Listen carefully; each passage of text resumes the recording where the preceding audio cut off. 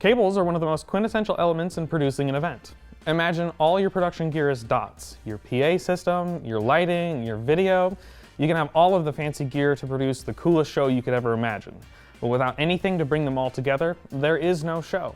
You have the dots, we're here to help you connect them.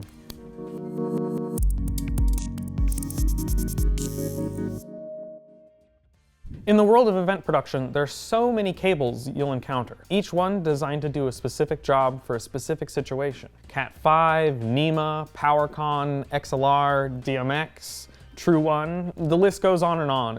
And while they're all important in making an event come to life, we're here today to check out the similarities and differences between two specific types of cables, XLR and DMX. There can be some confusion since they look fairly identical at first look, and it doesn't help that they use the same types of connectors. Giving them a closer look, however, they're completely different. Let's dive right in. Despite being commonly referred to as XLR cables, it's crucial to note that audio XLR cables and DMX cables are actually different. Both sometimes labeled as XLR due to the shared use of the XLR connector, and while they may share a connector name, it's really important to recognize their unique pin configurations and functions within event production. Now that we have that out of the way, let's start moving forward. We will refer to audio cables as XLR and lighting cables as DMX. This is how the industry calls them, and that's how we're going to call them in this video.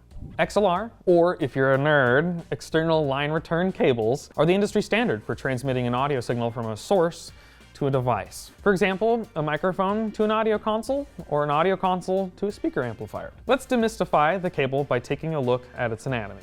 XLR cables are what's called a balanced cable, meaning that there are three wires. One wire is a ground wire, and two signal wires that carry the same audio signal, but in opposite polarities, positive and negative. Why?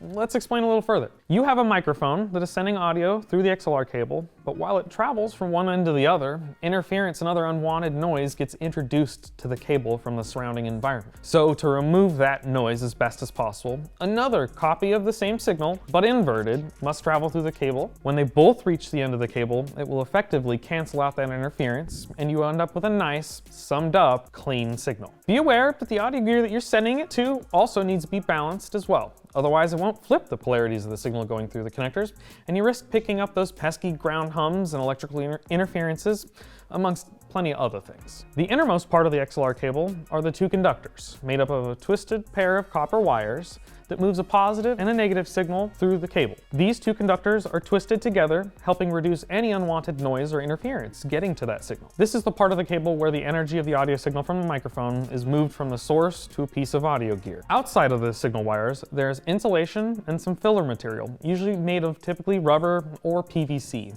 to keep the two signals physically separate. This also helps with warping and keeping the cable smooth and round when it's coiled or laid out. Then, ideally, there's another layer of shielding that prevents any sources of interference from the outside sources affecting your signal. Finally, there's the outer jacket, which prevents the cable from any outside hazards and physical damage. And speaking of anatomy, on the ends of the cable, you'll find the male and female end. Can you take a guess as to why? As you can see, there are many elements that comprise the cable itself. But wait! A wild asterisk appears. Let's talk about affordable versus premium cables. You can get cheap XLR cables for as low as $10 for a pack, but at that price point, expect the build quality to be quite lacking and flimsy, with the shielding and outer jacket not being as durable, and honestly sometimes just not existing. As for the more premium cables, expect the build quality to be better and the shielding to be more effective. The latch at the end of these cables also tends to come in a higher quality, which ultimately means that they connect better and seat properly. This is not to say that you should only buy the most expensive cables. We actually recommend testing out some cables for yourself and seeing which ones are reliable and work for you. Our cables see year-round use in a wide variety of situations, so we tend to buy the expensive cables, which in our experience ultimately results in fewer cable-related issues and failures. Now let's take a look at DMX. DMX was an amazing rapper who caught fire around the 2000s and wrote such hits as Rough Riders, Anthem, and Party Up in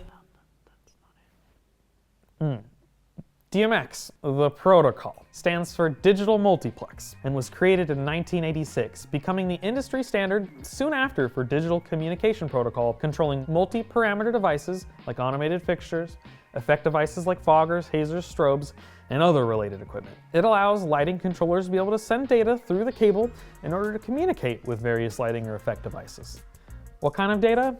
Colors, movement patterns, chases, lighting scenes are all possible with the push of a few buttons with DMX. DMX typically uses two different connector types, either a 3-pin or a 5-pin connector. The 5-pin connector is most often seen on higher-end devices, where the 3-pin is usually found on more budget-friendly products. Ultimately, this just comes down to the fact that the physical 5-pin connector part is a more expensive piece than the physical 3-pin connector is. And the 5-pin connector makes it different from audio XLR. Let's dive into the anatomy of the cable. The first pin of the connector is the signal common, also known as the shield or ground. The second and third pin being the first set of positive and negative data wires. And for 5-pin DMX, the fourth and fifth pins being the second set of positive and negative data. It's important for me to note that we have really yet to see a product that actually uses the extra 2 data pins on a 5-pin cable.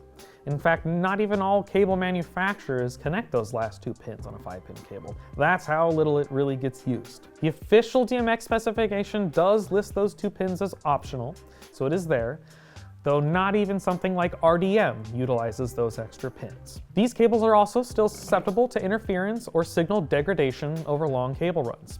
This can be prevented by chaining those long runs together with something called a DMX isolation splitter. What that does is amplifies the signal as well as cleans it up before sending it along the chain. In terms of data flow for DMX cables, the female end outputs the data and the male end inputs the data.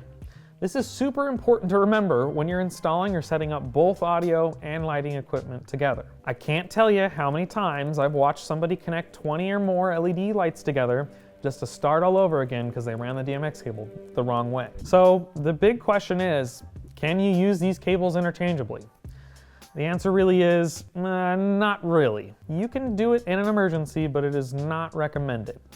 The biggest reason for this is the internal impedance difference for the cable types. Analog XLR audio cables have a lower and often unspecified impedance, while DMX cables are specified to be at 120 ohms. The problem with XLR cables having low impedance is that the cable itself will have trouble trying to reliably transmit the amount of data required by a digital DMX signal, resulting in fixtures not receiving all of the data it needs to function properly. And while the DMX cable can handle the impedance of the audio being pushed through no problem, it depends on the DMX cable you bought.